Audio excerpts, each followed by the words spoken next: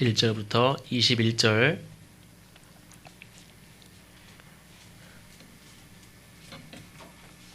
특별히 오늘 말씀은 사도 바울의 간증이라고도 할 수 있는 그런 말씀입니다.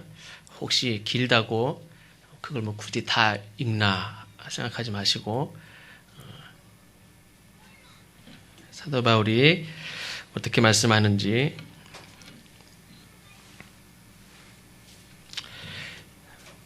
한 절씩 교독하시고 마지막 절은 함께 읽겠습니다. 부형들아, 내가 지금 여러분 앞에서 변명하는 말을 들으라. 그들이 그가 히브리 말로 말함을 듣고 더욱 조용한지라. 이어 이르되 나는 유대인으로 길리기아 다소에서 났고 이 성에서 자라 가말리엘의 문화에서 우리 조상들의 율법의 엄한 교훈을 받았고 오늘 너희 모든 사람처럼 하나님께 대하여 열심히 있는 자라.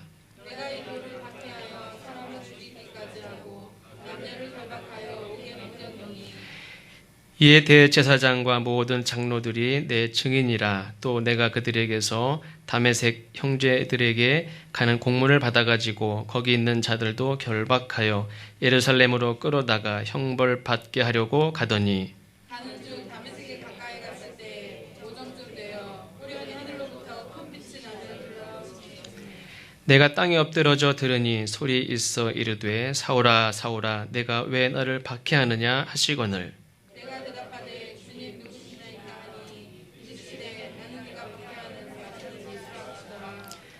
나와 함께 있는 사람들이 빛은 보면서도 나에게 말씀하시느니 소리는 듣지 못하더라. 내가 이르되 주님 무엇을 하리이까. 주께서 이르시되 일어나 다메섹으로 들어가라. 내가 해야 할 모든 것을 거기서 너에게 이르라 하시거늘 나는 그의 빛의 광채로 말미암아 볼 수 없게 되었으므로 나와 함께 있는 사람들의 손에 끌려 다메섹에 들어갔노라. 율법에 따라 번영한 사람으로 거기 사는 모든 이들에게 칭찬을 듣는 아나니아라 하니라. 내게 와 곁에 서서 말하되 형제 사울아 다시 보라 하거늘 즉시 그를 쳐다보았노라. 그가 또 이르되 우리 조상들의 하나님이 너를 택하여 너로 하여금 자기 뜻을 알게 하시며 그 의를 보게 하시고 그 입에서 나오는 소설을 듣게 하셨으니 내가 그를 위하여 모든 사람 앞에서 내가 보고 들은 것의 증인이 되리라. 이제는 왜 주저하느냐. 일어나 주의 이름을 불러 세례를 받고 너의 죄를 씻으라 하더라.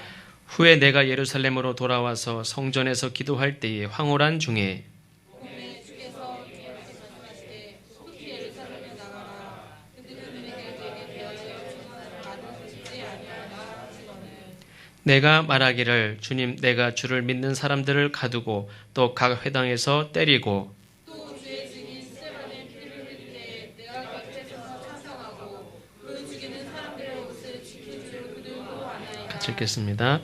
나더러 또 이르시되 떠나가라 내가 너를 멀리 이방인에게로 보내리라 하셨느니라. 아멘. 가브리엘 성가대 찬양하시겠습니다.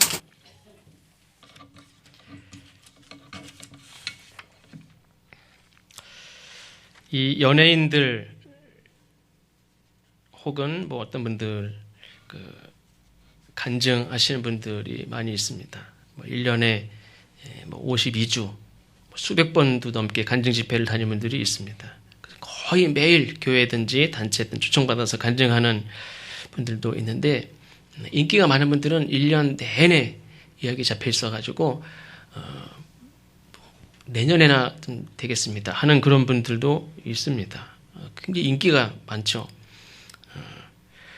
근데 간증이라는 단어에서 이 간이라는 말은 방패간, 또 간증 했을 때 이 간자가 범할 간자라고도 합니다. 그러니까 내가 무슨 잘못을 한 거, 나의 허물이죠. 이것을 다른 사람 앞에서 이야기하는 게 간증입니다.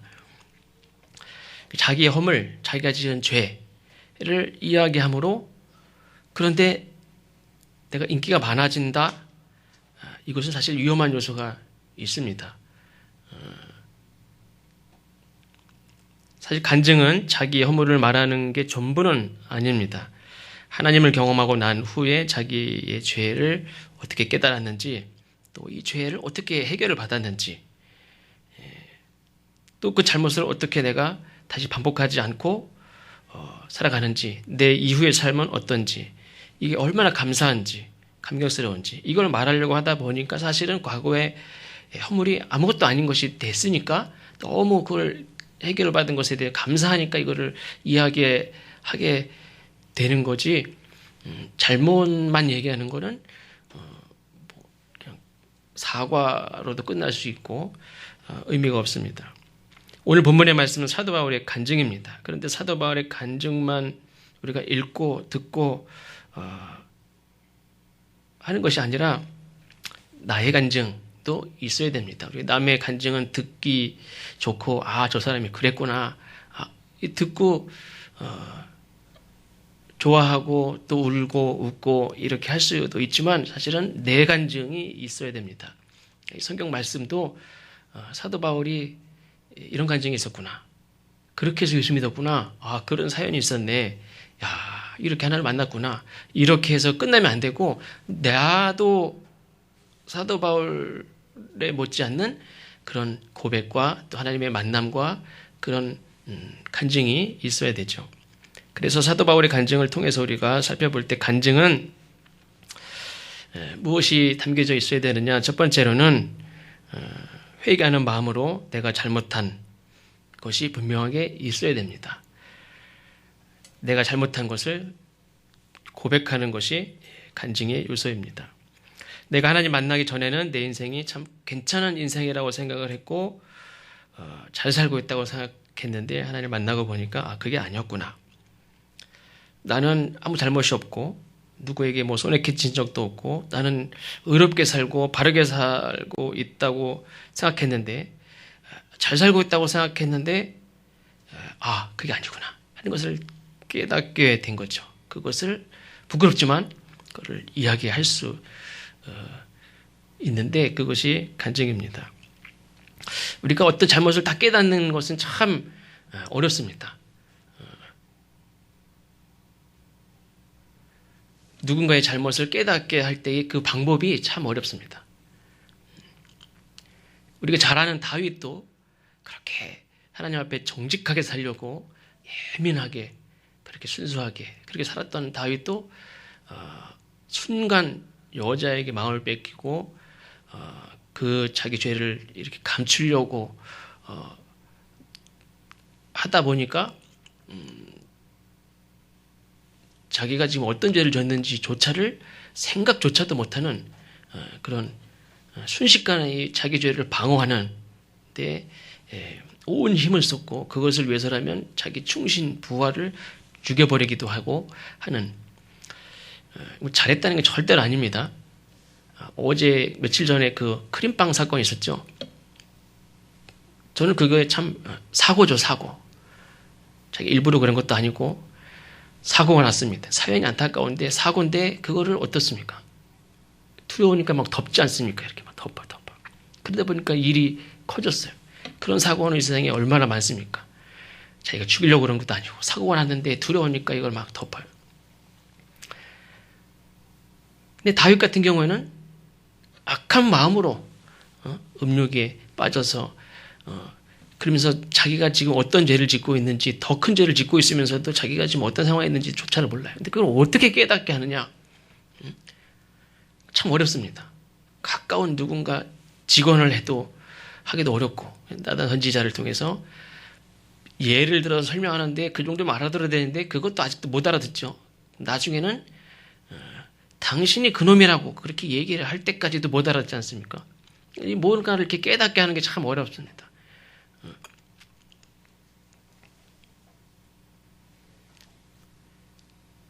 정말 버릇이 없고 정말 어이없는 정말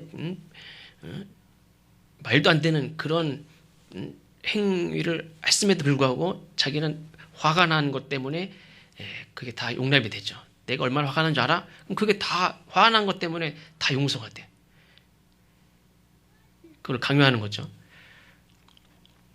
그걸 깨닫게 하려면 시간도 필요한 경우도 있고 또 나 아닌 다른 어떤 사람의 인내와 또 관용과 시간을 필요로 해서 나중에 적절한 때에 정말 하나님 준 지혜로 잘 얘기해서 알아듣는 경우도 있지만 또 못 알아듣는 경우도 있어요.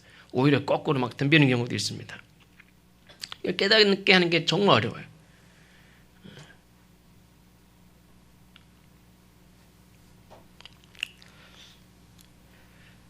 내가 하나님 앞에 뭔가를 죄를 깨달았다. 내가 잘못했구나 하는 것을 깨달았다는 것 자체도 참 은혜인 거예요. 사실은 내가 누군가의 잘못을 저 사람 정말 저렇게 살면 안 되는데 저렇게 하면 안 되는데 저거를 깨닫게 하는 게 쉽습니까? 어려워요. 어린이집에 애들 막 정말 그냥 어떻게 통솔이 안 돼, 통솔이. 근데 너 그러면 안 돼. 이거를 깨닫게 할 수 있는 사람이 이 세상에 그 어떤 어린이집의 선생님도요, 유치원 선생님도 잘 못해요. 야, 얘는 안 되겠다. 얘는 우리 어린이집 안 왔으면 좋겠어. 어떻게 진짜. 학교도 그렇대잖아요. 너 내가 자도 뭐라고 안 그럴 테니까 여기서 그냥 분위기 흐트리지 말고 그냥 그대로 자. 개혁 콘서트 해보니까 선생님이 그대로 와 그러더라고요. 그냥 그대로 자. 자다가 집에 가. 그럼 내가 아무 말도 안 할 테니까. 그러면 얘가 막 움직여서 막 뭐 하고 하기 시작하면 통솔이 안 되고 그걸 잡을 수가 없어요. 회초리도 들지 말라고 그러지. 폭언도 하지 말라고 그러지. 그렇다고. 그럼 너 몇 점, 감점. 선생님이 뭐 그런 식으로 아이들을 가르쳐. 어떻게 애들을 통솔을 못해요. 잘못을 깨닫게 하기가 너무 어려워요. 예전에는 회초리로 때리라고 그랬는데 요즘에 못 때려요. 이 바울을 어떻게 그가 가고 있는 길이 그가 하고 있는 일이 잘못된 것이라는 걸 어떻게 가르칩니까? 이거를 깨달았다는 것만도 정말 감사한 거예요. 근데 이 깨달은 거, 내가 잘못했구나. 누군가 나에게 이야기해 주는 것도 정말 감사한 거예요. 누군가 나에게 얘기해 준다면 정말 고마운 거고, 그런 친구가 있다면 또 정말 감사한 거고, 그거를 귀하게 받아야 돼요. 이 조선 중기의 최영경이라는 분이 어떤 같이 이렇게 왕래하는 그 어떤 분 집에 갔습니다. 원래 이제 그분이 내 집에 왔다가 한번 우리 집에 오십시오. 그래서 거길 갔어요. 이 하만 군수로 있던 정구 선생이라는 그 집을 찾아갔습니다. 근데 그 정구 선생님이라는 분이 어디에 있었냐면 백매원이라는 그 동산에 있었답니다. 백매원이 뭐냐면은 매화가 매화 100그루를 심어놓은 곳이. 이 선생님이 스스로 매화 100그루를 심은 거예요. 그러니까 이 당 조선시대에는 이 매화를 굉장히 중요하게 여기지 않았습니까? 이 추운 겨울 눈 속에서 그거를 뚫고 꽃을 피는 그 절조를 귀하게 선비들은 그거를 귀하게 여기고 세상의 어떤 유혹이나 시험이나 이런 것들에 흔들리지 않고 기계가 있고 꿋꿋한 그런 선비 정신을 가진 사람들이 이 매화를 보면서 나도 저렇게 살리라. 세상에 그냥 흐리게 탁하게 살지 않고 그렇게 살리라. 근데 백매원에 그 선생님이 있어요. 그래서 이 최영경이라는 선생님이 거기를 다 갔더니 자기 말고도 많은 사람들이 이 매화를 보면서 좋다고. 근데 그때가 이제 추운 겨울이 아니라 봄입니다. 봄. 근데 이 매화 꽃들도 만발하지만 복숭아 꽃도 그냥 만발하는 거예요.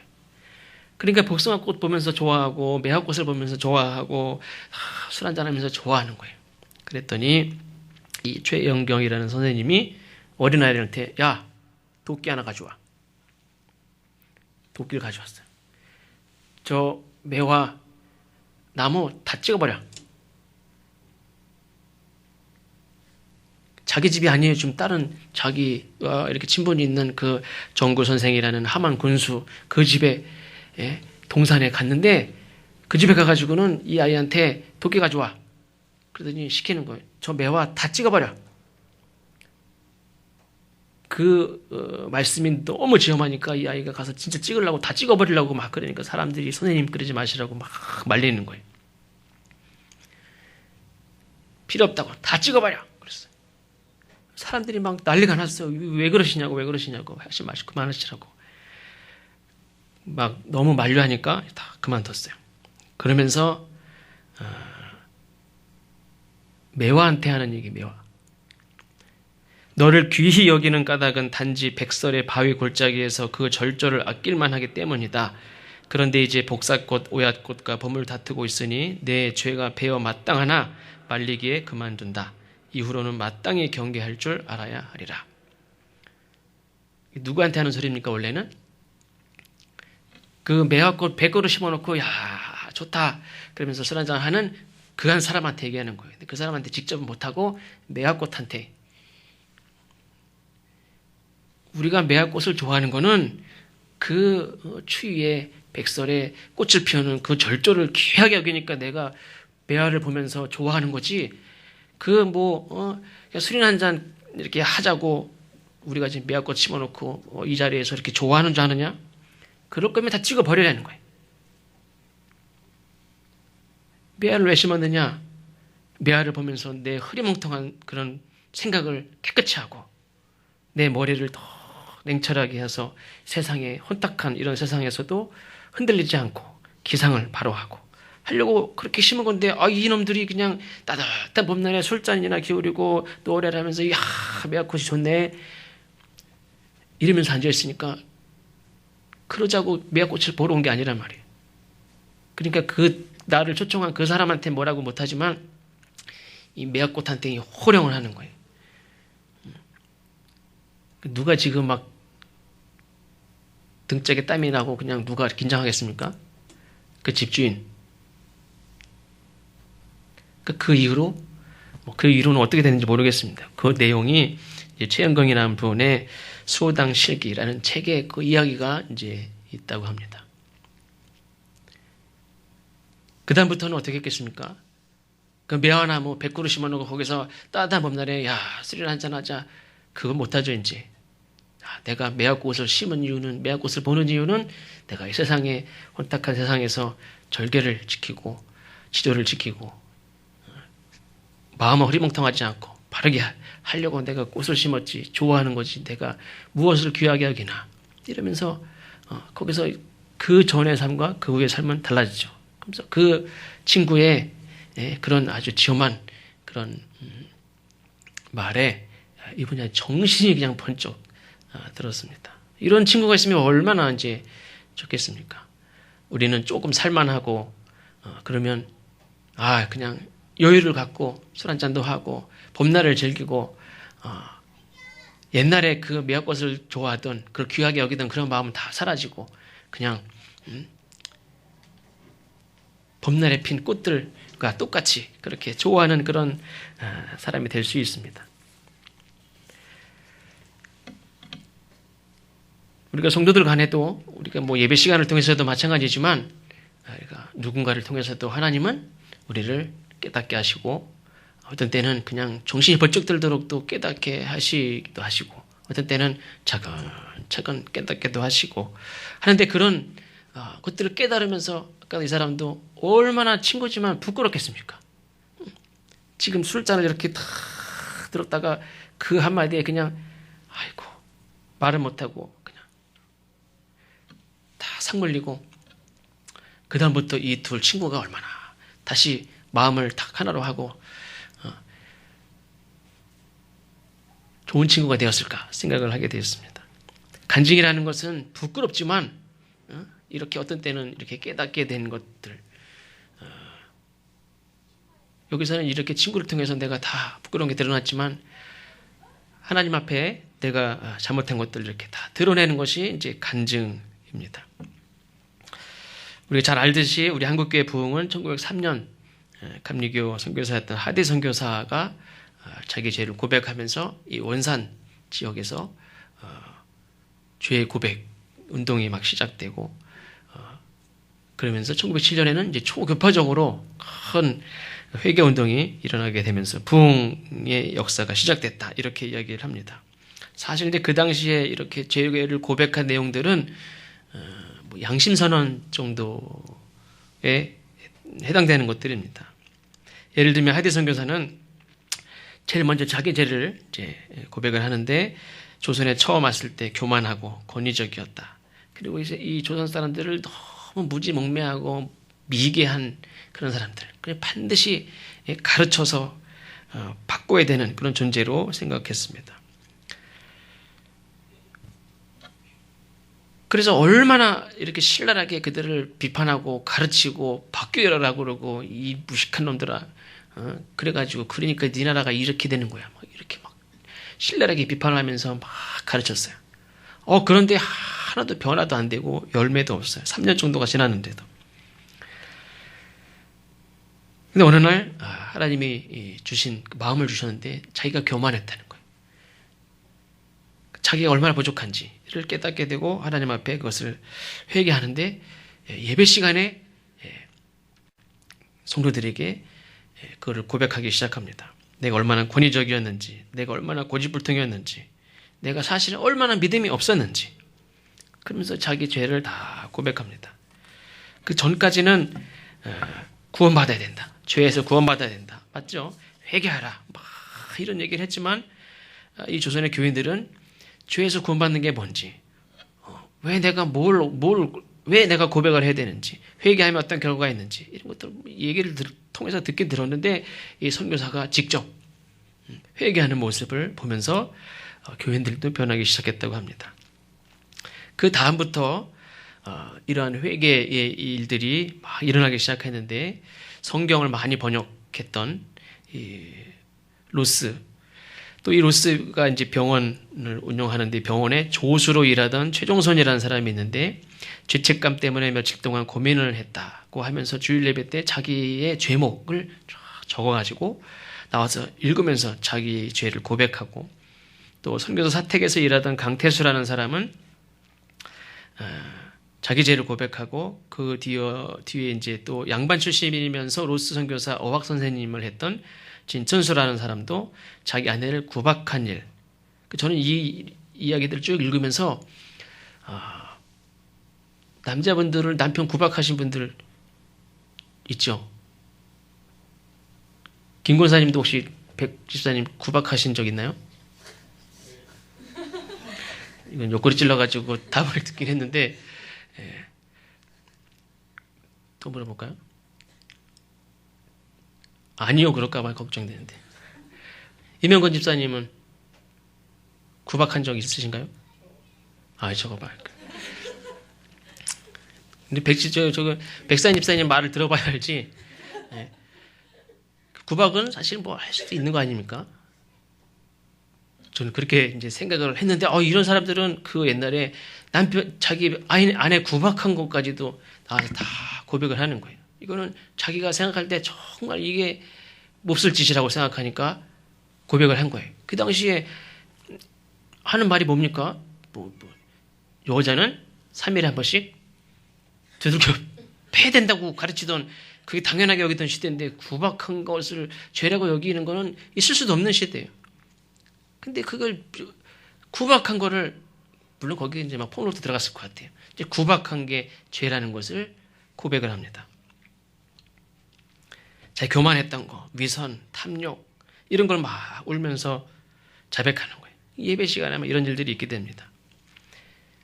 또 하디 선교사가 원산감리교회에서 집회를 하는데 여기서도 막 참여했던 분들이 공개적으로 자기의 죄를 막 고백하는데 설교가 끝나자마자 저 할 말이 있습니다.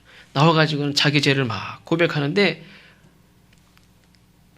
5분만 드릴게요. 했으면 좋은데 하시죠. 그랬더니 15분, 20분, 30분, 그래 그 다음 사람 또 하고 12시 한 10분이면 끝나서 점심을 먹어야 되지 않습니까?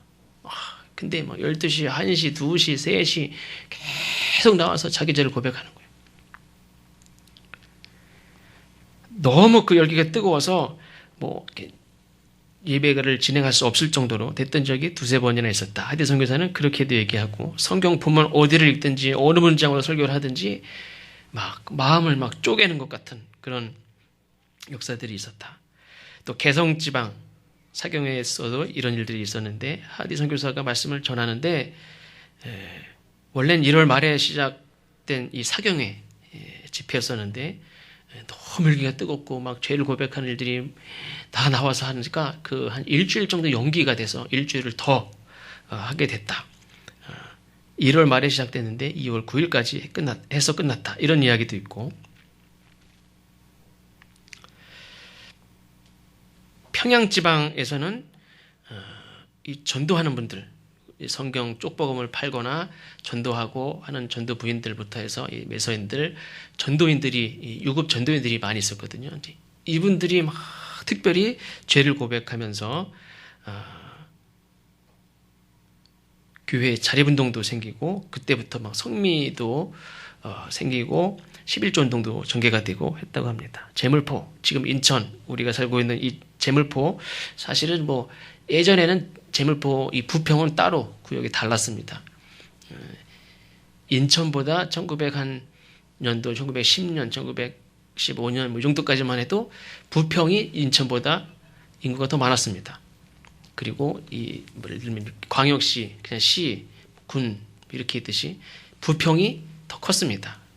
부평, 도부, 인천은 그냥 군 이 정도였습니다. 나중에 비슷해져서 지금 인천 광역시로 됐지만, 어쨌든 이 제물포 인천 지방에서 부흥회를 인도할 때는 100명 정도의 교인들이 나와서 다 자기 죄를 자복하면서 은혜를 받았는데, 특별히 이 전도부인들, 인천 지역에 있던 전도부인들이 질투와 사랑이 없었던 것을 공개적으로 회개할 때 많은 여성 교인들이 은혜를 받고, 그러면서 이 여성 교인들이 전도를 나가기 시작하는데, 특별히 이 인천 지역에서의 특별히 사경회의 특징은 뭐냐면,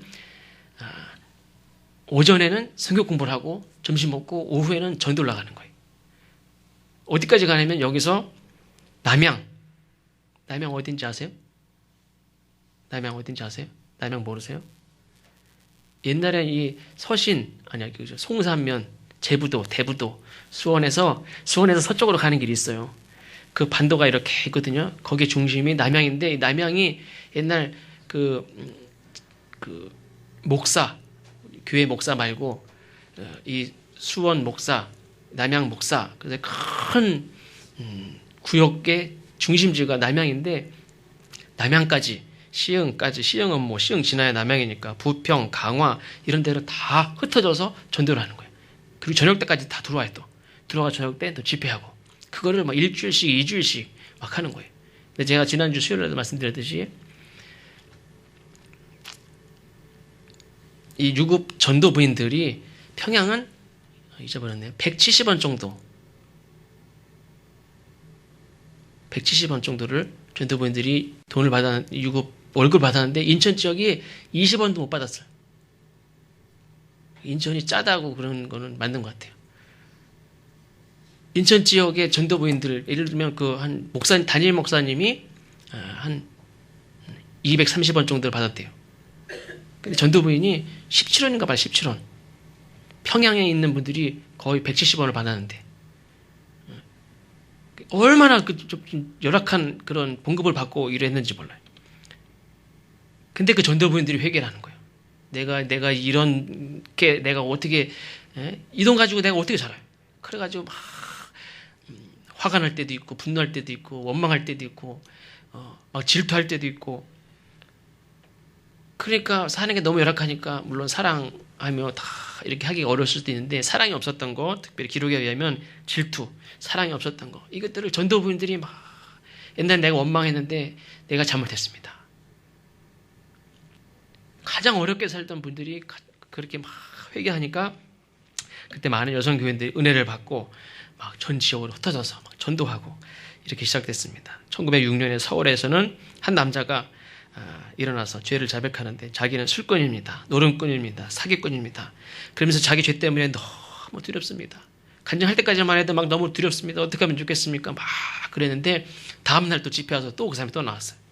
근데 그분이 오늘 하나님께서 평안을 주셨는데 그 두려움은 다 사라지고 호랑이도 무섭지 않다고 막 그렇게 기뻐가지고 막 보고하는 그 이야기가 선교사 기록에 있습니다. 또 개성 북북교회라는 교회에서는 교인들이 이 부정한 방법으로 번 돈을, 개성이 장사하신 분들이 많잖아요. 강화로 왔다 갔다 하시고, 강화 개성 맞은편 나루터에 보면 강화가 전에도 말씀드렸죠. 강화 읍장보다 강화 개성을 마주보는 이 산이포라는 이 바닷가 장이 더 컸대요. 훨씬 컸대요. 개성 사람들이 왔다 갔다 해. 보통 이 선착장이 지금 말하면 하나인데 거기는 두 개가 있을 정도래요. 그 장사를 많이 하는 사람들이에요. 근데 이 돈을 버는데 교인들도 다 돈을 벌려면 뭐 수단 방법 이게 좀 무조건 정직해가지고는 좀 돈을 벌기 어렵잖아요. 그래도 이렇게 좀 해야지. 근데 부정하게 번 돈이 의외로 많단 말이에요. 이거를 나와서 고백하는 거예요. 그러면서 이거를 막 서로 갚는, 그 자리에서 누구한테 다 갚고 누구한테 갚고 다 갚아주는 일들이 막 생기고, 자기 친구를 미워했던 사람, 그 사람을 찾아가가지고 용서를, 실제로 가서 용서를 빌고, 돈 벌 욕심의 교인이 되긴 됐는데 돈 벌 욕심의 교인이 된 거예요. 내가 교회를 왜 다니게 됐는지, 사실은 이래서 내가 교회 나오게 됐습니다. 이거를 깨닫고 내가 예수님을 진심으로 섬기겠습니다 하는 이런 분들도 고백도 있었고, 또 사회적으로 높은 지위에 있는 사람들은 물론 이제 그 신분이 있으니까 낮은 사람들을 막 부려먹고 막 이렇게 하는 걸 당연하게 여겼던 사람들이 있었죠. 이거를 내가 잘못했구나 하는 것들을 내가 깨닫고 고백하면서 뭐라고 하냐면, 이제 비로소 모든 사람이 나의 친구요 나의 형제인 것을 알았습니다. 이제 후로는 그들을 종으로 보지 않고 나의 친구요 형제로 대하겠습니다. 이렇게 고백을 하고, 강화에 지금 강화중앙교회라고 있죠. 옛날에는 잠득교회라고 하는데, 그 잠득교회에는 무슨 기록이 있냐면, 전에 한번 얘기했는데 기억하시는 분들 있을지 몰라요. 어떤 할머니가 여자 어린 종을 한 명 데리고 있었어요. 근데 성경 말씀에 보면, 네가 땅에서 매면 하늘에서 매이고 네가 땅에서 풀면 하늘에서 풀 것이요, 이 말씀을 읽고 다 깨달은 게 뭐냐면, 내가 묻고 있는 게 누구예요 지금? 이 종을 내가, 종문서가 내가 했으니까 이게 내 마지막 남은 재산 하나예요 지금. 이 여자 종문서 하나 가지고 이게 내 재산, 내 재산이에요. 근데 이게 묶였다고 생각해. 내가 이 아이의 인생을 내가 묶고 있다라고 생각을 하고, 어떡하나 나중에는 그 종을 앞에 놓고 종 문서를 태워버려요. 너는 이제 성경 말씀 읽어주고, 내가 너를 이렇게 종으로 계속 데리고 있는 거는 내가 내 인생을 이렇게 묶고 있는 거랑 마찬가지다. 그러니 내 인생에 하나님 앞에 풀리지가 않죠. 그렇게 생각을 하고 다 태워버리고, 너는 이제 자유이다, 자유. 가라. 그러니까 딱 이 종이, 내가 어디 갑니까? 내가 어머니를 모시겠습니다. 나중에는 어머니와 딸 관계로 같이 살았다 하는 그런 이야기도 이제 기록에 있습니다. 이렇게 예수 믿는 사람들이 종을 종으로 보지 않고 진짜 형제 자매로 보는 일들이 생겨났습니다. 또 철원의 기마지방 지경특교회라는 교회가 있습니다. 여기에서도 보면 신보씨라는 부인이 있었는데, 이분이 집안에서 질투하던 죄, 이게 사실은 질투할 수밖에 없는 상황일 수도 있어요. 뭐냐면 남편이 딴 여자를 데리고 들어와 살아요. 그럼 질투하는 게 당연하죠. 근데 심지어는 그 부인이 남편이 딴 여자를 데리고 사는데도 질투하는 게 당연한데도 그걸 질투한 걸 잘못했다고 하나님 앞에 회개를 하는 거예요. 그래서 승질나고 화나고 막, 그러니까 어떻게 합니까? 아이한테 화풀이 하는 거지. 아이한테 막 아이를 그냥 다 풀이하고, 질투한 것도 회개하고, 아이를 막 괴롭게 했던 것까지 회개하는 거예요. 그러면서 뭐라 그러냐면, 자기가 입고 있던 저고리를 막 벗어서 막 다 벗어버리더니, 이와 같이 다 벗읍시다. 다 벗어버리자고. 그러면서 자기 있는 죄들을 다 벗어버리자고. 자기 저고리를 벗어가지고 막 던져버리면서 그렇게 얘기했다는 거예요. 그러니까 사람들이 다 은혜를 받고 도전을 받고 자기 죄를 고백하고, 이런 이야기들이 많이 있습니다. 또 어떤 분들은 쌀가게 주인인데, 쌀가게 주인이 돈을 벌려면 어떻게 합니까? 조금이라도 이렇게 좀 저를 조금 다 그렇게 해야지, 안 그런 사람이 어디 있어요? 다 그렇게 저를 속여서 판 거, 그 다 공개적으로 회개하고, 내 단골 집들마다 쌀 다 갖다 주고 갖다 퍼주고. 이 구전으로 물론 내려오는 이야기지만, 평양 장대환교회 장로님이었던 장로님이 죽으면서 길선주 목사님이 그 장로님이었죠. 자기 친구가 그건 나중에 자기가 목사님이 된 다음에 훌륭한 거기 아주 최고 그 당시 제일 유명한 목사님 아닙니까? 자기 친구가 죽기 전에 그 당시 아마 200원인가 그렇게 알고 있는데 돈을 좀 맡아달라고 맡아놨는데 친구가 죽은 거예요. 돈 맡겨놓은 거 아무도 몰라요 진짜. 근데 그 친구는 죽었어요. 가족들 중에 누가 아는 사람이 있으면 분명히 저기 제 아버지가 맡겨놓은 돈이 있다고 하시던데 혹시 아무 얘기도 안 해요. 다 눈치를 보니까 아무도 모르는 것 같아. 그냥 그걸 가지고 계속 그냥 자기가 먹었어요 이렇게. 그거를 말하기가 쉽습니까? 그걸 공개로 자백했다고 하는 그런 이야기도 있습니다. 어떻습니까? 제가 이렇게 옛날 자백한 얘기를 들려드리니까. 오늘 이 시대에 우리는 누군가의 간증을 듣기 좋아합니다. 아까 맨 처음에도 말씀드린 대로 그런데 나에게도 간증이 있어야 돼요. 나도 나와서 고백할 수 없을지라도 다는 그래도 최소한 간증은 있어야 돼요. 남의 이야기를 듣는 건 좋아하는데 자기 이야기가 없어요. TV를 보면서 남의 이야기를 이렇게 보고 들으면서 울고 웃고 시간 보낼 줄 알지만 정작 자기 인생에서 뭐 하나 이렇게 힘들지만 내가 이렇게 이런 게 있다. 이게 얘기할 수 있는 게 있어야 된단 말이에요. 인터넷에 올라오는 수많은 사람들 이런저런 이야기를 살펴보고 반응하는 데는 시간을 아까운 줄도 모르고 허비할 줄 알지 자기 인생을 위해서 스스로 세월을 아끼고 재물을 아끼고 최선을 다하고 최선이 뭡니까? 열심히 하는 게 최선이 아니에요. 최선이라는 말은 가장 선한 거.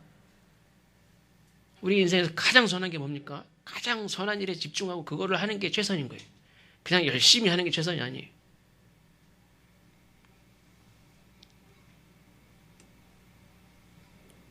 게임 많이 하신 분들 게임 너무 많이 하지 마세요.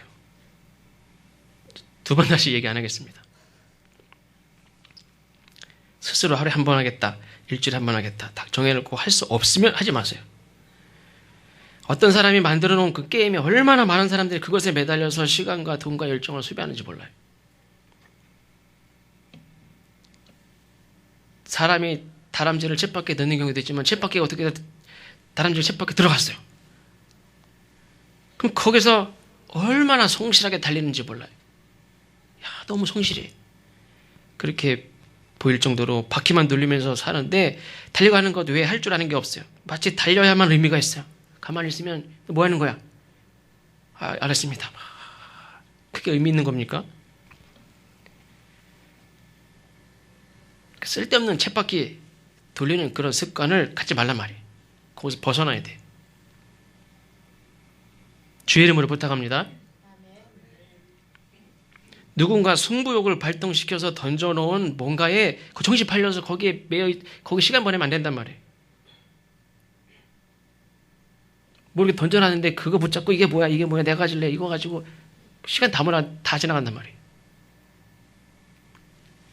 그거 저 사람보다 조금 더 잘하고 못하고 그게 무슨 의미가 있어요?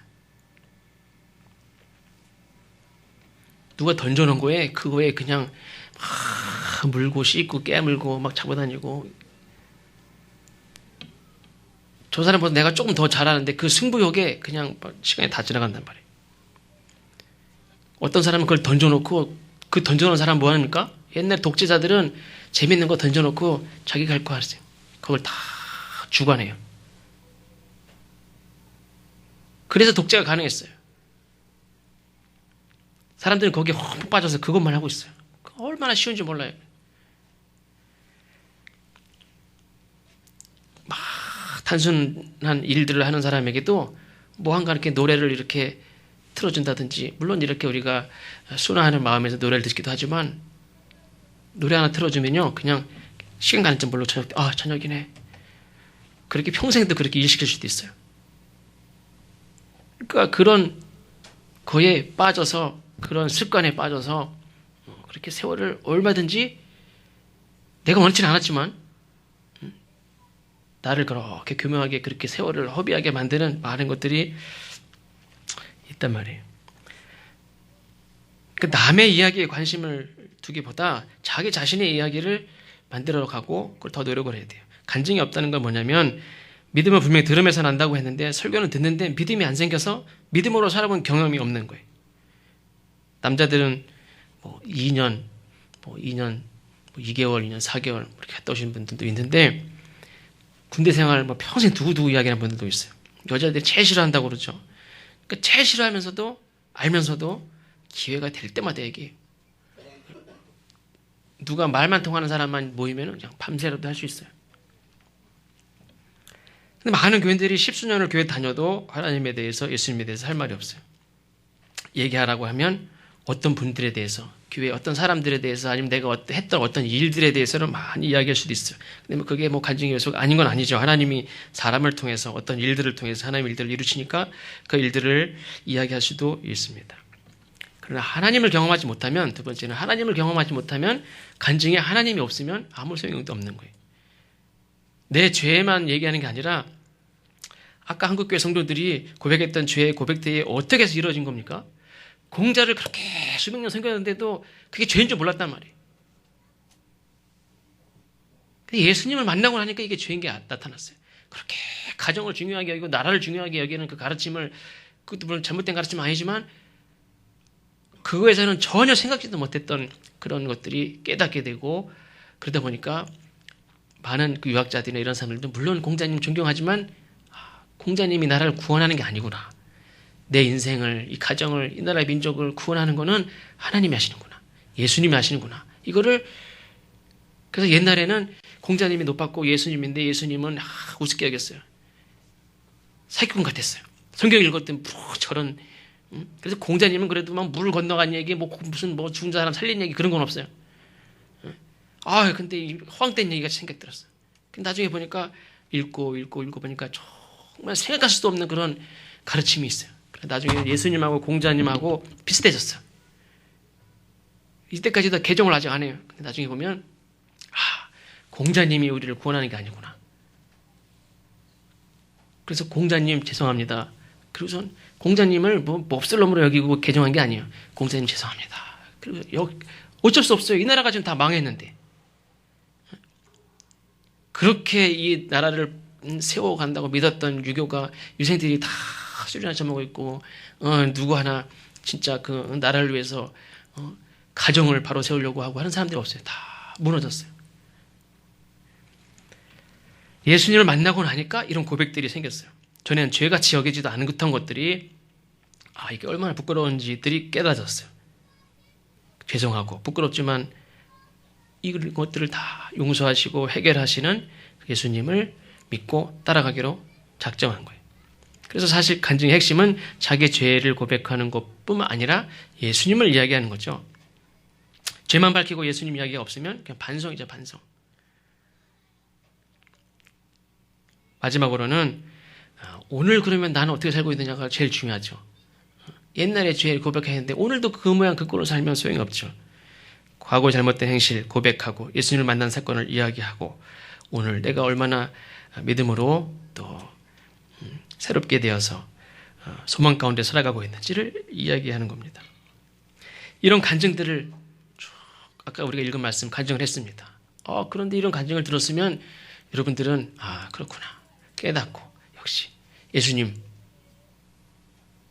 그런데 이 이야기를 조용히 듣고 있던 이 이스라엘 예루살렘의 사람들이 뭐라고 합니까? 우리가 읽진 않았는데 22절 다 같이 읽어보겠습니다.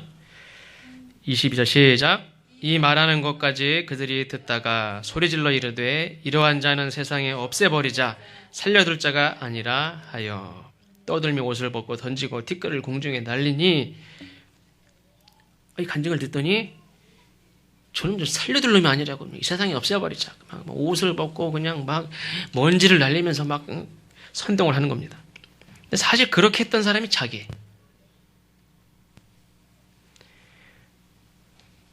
저자는 살려둘 자가 아니다. 세상에서 없애버리자 라고 판단해서 심지어는 숨어있는 사람을 찾아 죽이려고 다메섹까지 가던 사람이 사도 바울이었어요.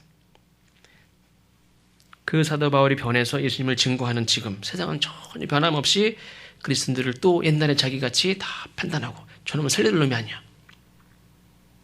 저 박래명 집사 저 살려둘 놈이 아니네. 죽여버려야 되겠는데.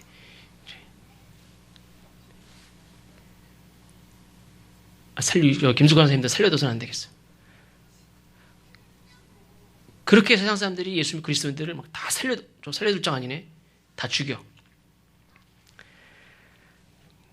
이 세상에 살려둘 자는 누구고 죽여야 될 자는 누굽니까? 사도 바울이 사실은 자기가 저놈은 살려둘 자가 아니다 해가지고 쫓아가서 죽이던 사람이 사도 바울이에요. 지금 예수 믿고 나니까 옛날에 정말 하나님의 입장에서 볼 때 정말 이 세상에서 없어져야 될 존재, 하나님을 거역하고 하나님을 신실히 정말 하나님이 보내신 아들을 신실히 믿고 따르는 그 그리스도인들을 핍박하고 막 그런 자들이 사도 바울 지금 보면 그 사람들이 사실은 살려둘 자가 아니에요. 사실은. 근데 하나님 어떻게 했습니까? 하나님 입장에서 보니까 예수 믿고 보니까 정말 이 세상에서 없어져야 되고 정말 뿌리 뽑아서 그냥 불구덩이에 태우는데 버려야 될 존재가 누구냐면 자기 자신이었단 말이에요. 옛날에. 예수 믿는 사람들이 제거 대상이 아니라 사실 그때 죽었어야 되는, 그때 이 세상에서 없어져야 되는, 그 세상에 그 당시 정말 이 세상에서 있어서는 안 될 존재가 바로 누구냐면 바로 자기였단 말이에요. 근데 하나님 어떻게 하셨습니까? 찾아오셨어요.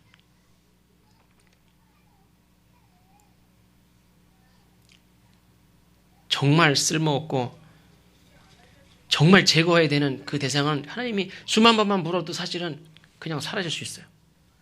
근데 하나님이 이 사도 바울을 찾아오셨어요. 그러니까 하나님의 은혜 중에 하나는 뭐냐면 찾아오신 거예요. 찾아오신 거.